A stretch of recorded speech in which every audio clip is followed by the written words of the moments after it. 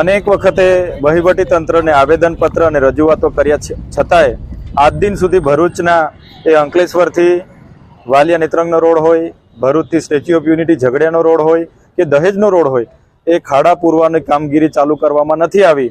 ત્યારે આજે અમે રસ્તા રોકો આંદોલન પર ઉતર્યા હતા અને ત્યાંથી અમને ડિટેન કરીને ભરૂચ હેડક્વાર્ટર ખાતે લાવવામાં આવ્યા હતા. ત્યારે એસપી સાહેબ સાથે અમારી ચર્ચાઓ થઈ, મિટિંગ થઈ. બાદમાં અધિક નિવાસી કલેક્ટરની અધ્યક્ષતામાં નેશનલ હાઈવે, સ્ટેટ હાઈવે અને પંચાયત હાઈવે ઓથોરિટીના અધિકારીઓ સમેત હમણાં જ અમારી બેઠક થઈ છે. ત્યારે દિન 7માં તમામ ખાડાઓ, તમામ રસ્તાઓ રિસરફેસિંગ કરીને, સમારકામ કરીને પૂરવામાં આવશે એવી એમણે અમને બાહેધરી આપી છે.